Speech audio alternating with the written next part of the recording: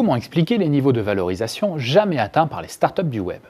Nombre de jeunes pousses, à l'occasion de levées de fonds ou d'introduction en bourse, atteignent des valorisations dépassant le milliard d'euros avec des chiffres d'affaires nuls ou négligeables et des dizaines, voire des centaines de millions d'euros de pertes.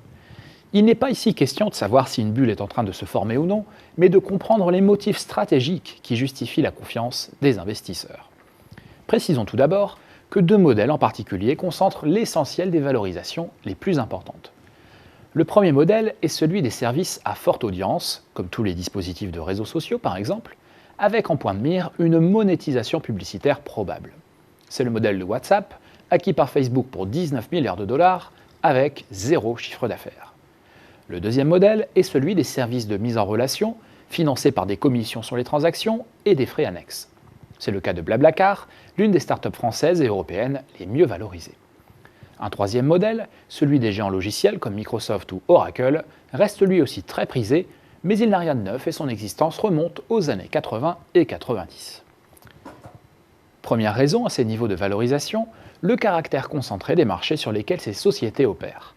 Parce que ces services s'appuient sur des effets de réseau puissants, donnant un avantage maximal aux opérateurs disposant de la communauté la plus importante, ils ont vocation à devenir de quasi-monopoles sur leur marché pertinent, avec tout ce que ça implique en termes de rentabilité potentielle.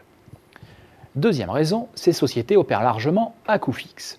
Une fois le point d'équilibre atteint, et il est souvent élevé au vu du caractère intensif en technologie des services proposés, les volumes d'activité vont nourrir des niveaux de rendement très élevés.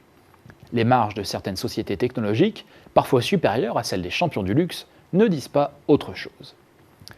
Troisième raison, les coûts de l'infrastructure matérielle qui permettent à ces services innovants sont à capacité égale, structurellement sur le déclin. C'est l'une des conséquences de la fameuse loi de Moore sur les progrès exponentiels des semi-conducteurs. Pensez par exemple à Amazon et ses services de cloud computing lancés en 2006 dans une incompréhension assez générale.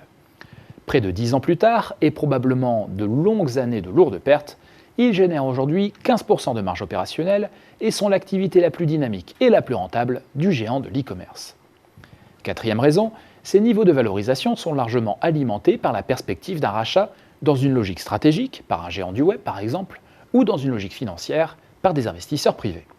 Or, le coût du capital n'a peut-être jamais été aussi durablement bas dans les pays développés, et les réserves de cash des géants du web et du logiciel n'ont, elles, jamais été aussi conséquentes. Rappelons qu'Apple, Microsoft, Cisco, Google et Oracle disposent ensemble d'un trésor de guerre cumulé supérieur à 430 milliards de dollars. Dernière raison enfin, la peur chez les opérateurs bien en place de rater une opportunité majeure. L'histoire des plus grands groupes de technologie est jalonnée d'anecdotes d'investisseurs sceptiques ou de grands groupes n'ayant pas cru en une start-up devenue gigantesque des années plus tard. Nombre d'entreprises pensent aujourd'hui le problème à l'envers et ne raisonnent plus en termes de retour sur investissement potentiel, mais en termes de pertes acceptables. Elles sont à ce titre disposées à investir massivement pour ne pas rater la prochaine vague qui, peut-être, pourrait les submerger.